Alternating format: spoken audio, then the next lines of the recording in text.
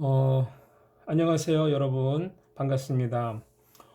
오늘은 선교와 제자도, 비즈니스 제자도 8주차 강의가 되겠습니다.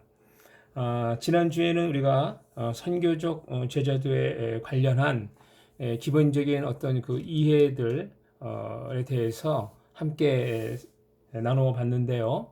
오늘은 구약에 나타난 이 선교적 제자도에 대해서 함께 이야기를 풀어 나가 보도록 하겠습니다.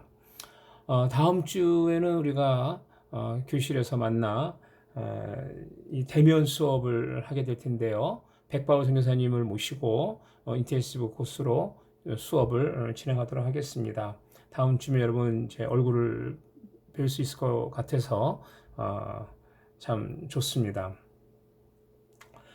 이 구약의 이 선교적 제자도에 관련해서 우리가 먼저 이야기를 나눌 때 제자도의 시작이 어디에서부터 우리가 그 시작을 말할 수 있겠는가라는 질문을 먼저 합니다. 제자도의 시작은 우리가 복음서라고 생각할 수 있겠지만 그렇지가 않죠. 물론 우리가 예수님의 12제자들을 떠올리지만 제자도는 단지 복음서에서만 등장하는 그런 주제가 아니라는 겁니다. 구약에서부터 제자도를 발견할 수 있고 또 이 제자도는 구약에 그 뿌리를 두고 있다라고 말할 수 있겠습니다. 그래서 하나님의 부르심으로 시작되고 부르심의 반복적 행위가 제자도의 핵심인데 제자도는 하나님의 나라와 선교를 위해 택하여 부르신 자들이 제자도의 출발점이다 라고 말할 수 있겠습니다. 하나님의 선교적 백성과 맺으신 언약적 부르심, 하나님의 언약적 부르심에서 하나님 나라와 복음의 메시지를 우리는 찾아볼 수 있지 않겠습니까? 하나님의 선교적 백성들과 그 백성들이 선포할 복음은 하나님 나라 완성의 핵심이죠. 구약에 나타나는 이 제자도는 부르심, 또 신약적 표현이지만 이 대위임령, 그리고 제자 삼기 재생산으로 이렇게 요약할 수 있겠습니다. 이제 이 주제에 대해서 좀 더 자세하게 살펴보도록 하겠습니다. 이 하나님 나라와 선교를 위한 부르심과 이 제자들의 어떤 그 변화, 이 구약의 선교적 제도를 우리가 얘기할 때 크게 세 개의 주제 가운데 첫 번째 주제가 바로 이것이고요. 두 번째로서 보내심을 받은 제자도의 사명에 대해서 우리가 함께 나눠보도록 하고요. 그리고 제자도의 구약에서 나타난 이 제자도의 상황화를 우리가 볼 텐데요. 하나님 나라와 선교를 위한 부르심에서는 우리가 열방의 구원을 향한 부르심과 순종으로 아담과 아브라함의 예를 우리가 볼 거고요. 그리고 또 이방의 빛으로 또 제사장의 거룩과 섬김 훈련으로 모세와 이사야를 우리가 살펴보도록 하겠습니다. 그리고 보내심을 받은 제자도의 사명으로서 이삭, 요나, 에스더를 우리가 좀 살펴보도록 하겠고요. 또 그 요셉과 느헤미야를 우리가 살펴보도록 하겠습니다. 그리고 이 제자도의 상황에 대해서는 복음의 이 비평적 상황화와 문화 변혁의 어떤 관점으로서 여호수아와 다니엘을 살펴볼 것이고요. 문화적 동화와 타민족 문화를 축복하는 그런 관점에서 룻과 유대인 디아스포라에 대해서 우리가 살펴보도록 하겠습니다. 먼저 하나님 나라와 선교를 위한 부르심에 대해서 우리가 살펴볼 텐데요. 이 하나님 나라의 핵심은 언약 맺은 백성에 있는 것입니다. 하나님께서는 그의 택하신 자들을 부르시고 하나님의 언약된 백성을 이렇게 만들어 가시는 거죠. 언약은 제자의 길에 대한 구약적 의미들을 보여준다라고 말할 수 있겠습니다. 대표적으로 신해산 언약, 출애굽기 19장에서 나오는 신해산 언약에 나타난 여호와의 도를 알고 또 지켜 행함이 있는 그런 제자도를 말하는 것입니다. 이스라엘 백성은 이방인들을 향한 세상을 향한 제사장 나라의 선교적 백성임을 증거하고 또 하나님 나라와 선교를 위하여 부르심과 제자됨의 어떤 그 반복적인 패턴에 나타납니다. 그래서 먼저 우리가 생각해 볼 것은 아담과 아브라함 이들에 있어서 부르심과 순종으로 나타난 이 제자도를 함께 나누도록 하겠습니다. 제자의 길은 부르심과 순종이 핵심이다라고 말할 수 있겠는데요. 순종하는 이 제자도는 하나님의 부르심의 시초인 아담에서부터 시작이 된다라고 볼 수 있겠습니다. 그러니까 우리가 어떤 의미에서 이 제자도는 참 아담에서부터 시작이 된다라고 말할 수도 있겠습니다.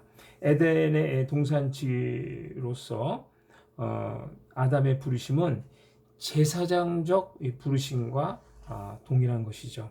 아담에게 합당한 말씀에 순종하는 청지기적 어떤 그 과제가 부여가 되었습니다. 제자의 삶은 하나님의 부르심과 함께 순종함이 뒤따르는 것이죠.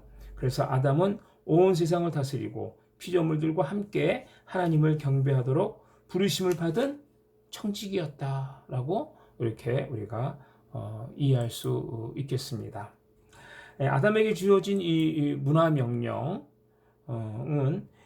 창세기 1장 26절부터 28절, 특별히 28절 말씀이 이제 그 핵심이 되겠죠. 열방을 섬기기 위한 제사장 직이었다라는 겁니다. 그래서 아담은 문화 명령을 감당하기 위해 언약의 말씀에 순종해야 했고, 이는 마치 제자들에게 예수님께서 제자들에게 주신 대위임령과 연결이 된다라고 말할 수 있겠습니다. 그러나 아담은 죄의 유혹에 빠져 하나님의 이 언약을 순종하는 이 제자의 길에서 실패를 했고, 결국 이 아담은 실패한 제자도의 어떤 면에서 이 반면 교사이다라고 말할 수 있겠습니다. 아담이 실패하자 이제 그 하나님은 제자도의 목적과 이 방향을 아브라함의 부르심으로 이렇게 재설정을 하십니다. 하나님께서 열방을 섬기기 위하여 아브라함을 부르셨습니다. 그는 부르심에 합당한 삶을 위하여 갈대아 우루 이 우상의 지역과 문화 속에서 그는 떠나야만 했습니다. 비록 아브라함은 갈 바를 알지 못함으로 믿음으로 순종하였고 또 독자 이삭을 바치기까지 순종하였습니다. 아브라함은 제자로서의 거룩한 삶, 하나님과 동행하는 제자의 삶을 어떤 면에서 보여주고 있다라고 이렇게 말할 수 있겠는데요. 아브라함은 항상 하나님 앞에 제단을 쌓고 또 예배자의 삶을 살았던 겁니다. 그가 이주에 가고 또 새로운 지역으로 옮겨갈 때마다 하나님 앞에 단을 쌓고 예배를 드리는 거죠. 이러한 모습들은 아브라함이 제자로 변화되었음을 잘 말해주고 있다라고 볼 수 있겠습니다. 우리 주님께서도 누구든지 나를 따라오거든 자기를 부인하고 이렇게 말씀하시면서 순종의 길을 강조하셨습니다. 아브라함의 이 순종은 신의 산으로 부름받은 이스라엘로부터 또 제자들의 부르심으로 완성되어 간다라는 관점으로 우리가 볼 수 있겠는데, 아브라함은 아비의 집을 떠나 타 문화권으로 이주해 가는 것이죠. 하나님 나라와 선교의 관점에서 타 문화권을 향한 하나님의 부르심, 그의 이 부르심은 열방의 구원을 위한 제자도의 출발이었다라고 이렇게 이해할 수 있겠습니다. 어, 이 아브라함의 이 자손들을 통해서 여호와의 이 도를 지키게 하는 하나님의 공의와 정의와도 관련이 되는데, 하나님께서는 이 아브라함을 열방의 구원을 위한 메신저, 믿음의 조상으로 세워 주신 겁니다. 그래서 글라서는 아브라함에게 주어진 축복과 저주의 선포와 관련해서 이는 그리스도의 복음을 예표한다라고 이렇게 말했습니다. 그런 열방을 위하여 축복의 통로자로서 그 삶을 실천한 진정한 의미에서 제자였다. 신학적 표현이겠죠. 제자였다라고 이렇게 말할 수 있겠는데요. 아브라함은 하나님의 예배자, 섬김의 제사장, 가족과 이웃을 향한 중보 기도자, 또 이방인과 나그네의 어떤 그 환대자로서의 제자도를 보여주고 있는 것입니다. 그래서 아브라함은 결론적으로 우리가 얘기한다면 아브라함은 개인을 넘어 타 문화권에서의 주님의 어떤 사랑과 섬김, 그리고 복음 전파, 또 제자를 삼는 선교적 제자도를 반영한다라고 이렇게 말할 수 있겠습니다. 방금 우리가 아담과 아브라함에 대해서 잠깐 살펴봤고요. 이제 우리가 계속해서 살펴볼 것은 모세 그리고 이사야입니다.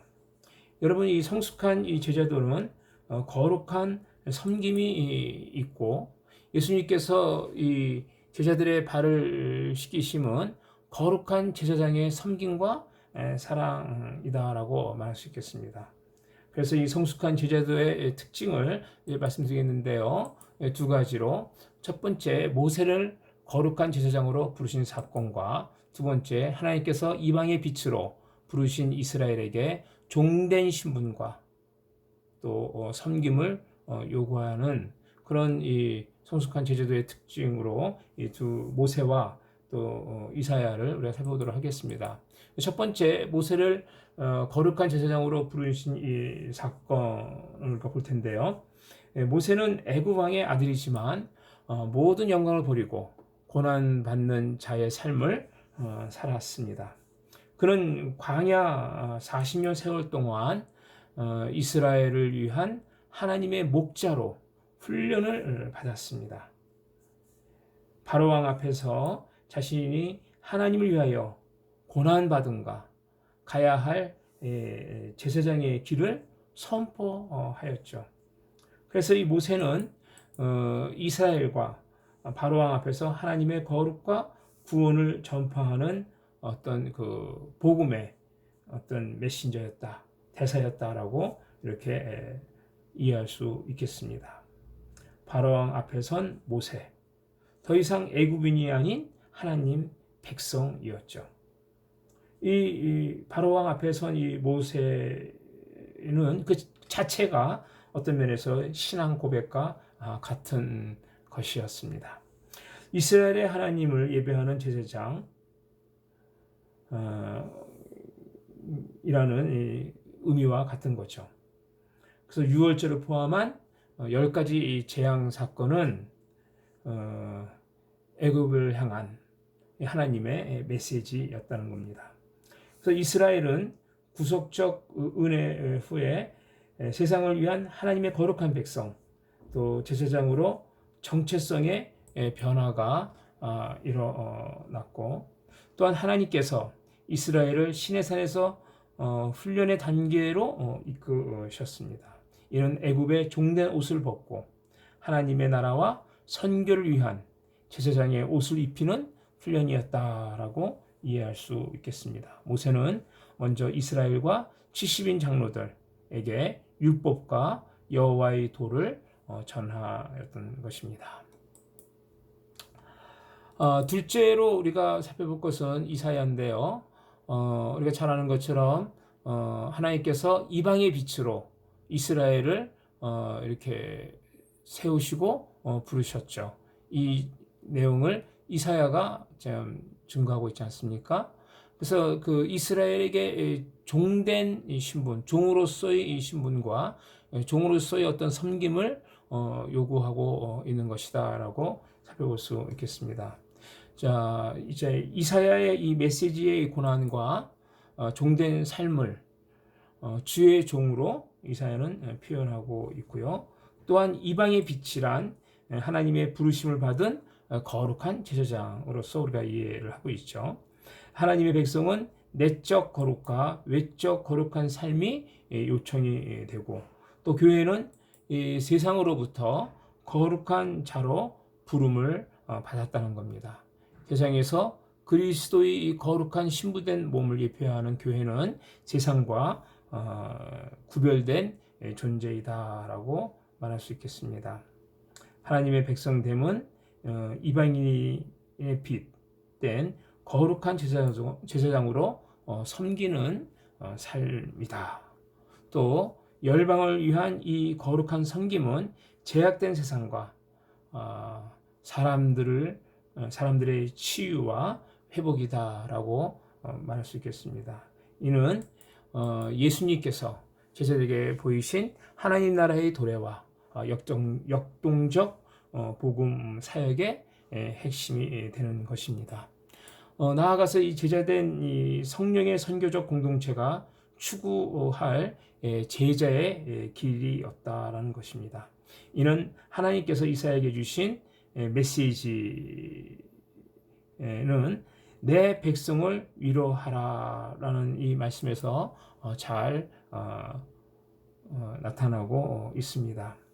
이사야에게 주신 이 땅의 슬픔과 탄식, 아픔과 또 고난받은 자들을 향한 구원과 회복, 이것은 하나님 나라의 복음과 같다라는 겁니다. 예수님께서 이 제자들에게 전한 산상수훈 역시 하나님 나라와 복음에 관한 것이죠. 그래서 선지자들은 희년과 자유의 날을 내포한 메시아의 구원 사상을 선포하셨고, 이는 과부와 나그네 된 자, 고아에 대한 하나님의 계명, 대계명에서 잘 나타난다라고 볼 수 있겠습니다. 예수님께서 제자들에게 보여주신 이 가난한 자들을 위한 복음, 해방과 치유하심, 이것은 대위임령의 실천 과제가 되는 것이죠. 예수님께서 제자들의 발을 씻겨주심은 사랑이고, 또 이것은 십자가의 성육신적 사랑과 제사장적 섬김이다라고 말할 수 있겠습니다. 이렇게 부르심과 섬김을 위한 순종은 하나님 나라 회복을 향한 구속적 복음 전파로 이어져 가는 것이다라고 말씀드리겠습니다. 이렇게 해서 우리가 그 첫 번째 시간을 마치도록 하고요. 이어서 구속적 심판을 위하여 보내심을 받은 제자도의 사명에 대해서 함께 나누도록 하겠습니다.